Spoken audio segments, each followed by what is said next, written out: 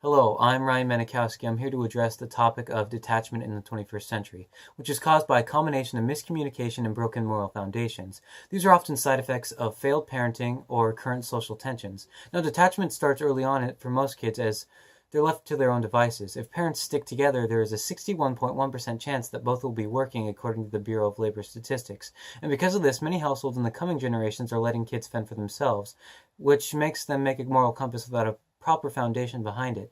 Instead, they watch whatever the media has to offer and they cling to that. And that's not the best thing to do, as the social media platform we have today is a new battleground between the younger part of the population. And since people are not face to face, it is easy to make quips to each other without any sense of guilt or consequence. It is also a place where we lionize people with high levels of disrespect and desensitize events such as 9/11 and bombings. This leads to a mismatch of values in younger people, and since it is so easy to turn into a joke or a meme, people may tend to remain dormant on social platforms, or if they feel they are not funny, will refrain from being active on social media. And since it is extremely easy to capitalize off someone else's pain, they may feel obliged to shut themselves out or just completely avoid confrontation by not having any social media in the first place. Now, the way of communicating in the social media spectrum also offers a disconnect between people. Verbal tone and body language help interpret what the other person feels. With social media, we lose that. People don't feel as attached or engaged as if they were speaking face to face.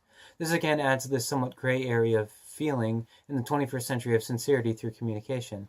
Unless you're a fantastic liar, someone can probably tell you're being insincere if you're in person. But through text speech, it can be very difficult to tell. A new art of taking signals offers a discouragement to attachment within social media.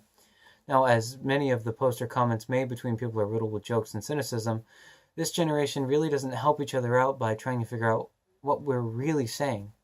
Now, for example, the post may appear to be sincere, but can be taken as sarcastic depending on the mood of the receiver and not the mood of the sender.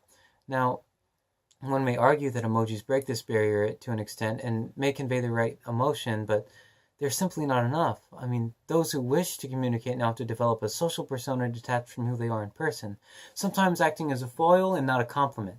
Now, this complexity and various mistakes posted about mishaps in conversation also discourage younger generations from talking to each other as much. Many people fear that they're either being played or they fear that there is no connection with the person they're talking to.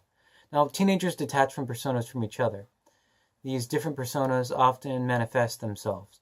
They are split between the intimate and social personas. Teenagers often look very different on the digital platform than they would be in real life. An example is artists are extremely shy and awkward in real life, but they're really marketable online. In addition, social aspects on the digital spectrum don't push teens to stick to their word. For example, something could be said but not necessarily followed, and if it contradicts what someone says in real life, it causes even more problems, even more stress, which causes people to kind of detach. Now, since humans tend to put things in verbal or gesticular responses, it becomes extremely difficult to track posts or stances in real life because people are so flippant on the web. People tend not to make stances, they remain dormant. Interesting on the internet, but lacking in social aspects in the real world. Now, this is also a problem with text platforms taking over the wave of communications. It loses a sense of humanity. Texts do not elicit any physical response based off of appearance or tone.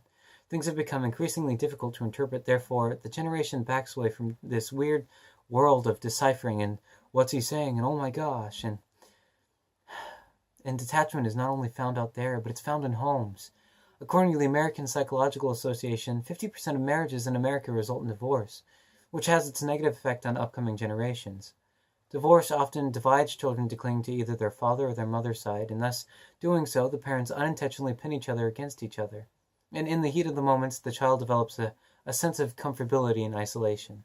When faced with such tensions, kids either explode outward into friends or they close up. With technology, it has become an increasingly easier way to close up, to just simply entertain themselves, open up a YouTube video. But things we miss outside of the entertainment is interaction. And even television today is so uncensored that it can't be trusted to give generations positive role models. Instead, television relies on over dramatic conflict and failure, or it heavily focuses on celebrities instead of intellectuals and artistic innovators. This is a slippery slope to a false comparison, since they see so many epic fails or success stories that categorize themselves into either a stagnant, unhappy section or a very materialistic section. Now, something that we can do right now is just go out and talk to each other. Attach to someone, just talk. That's all we need to do. And I believe this generation can do that. So go out there and talk.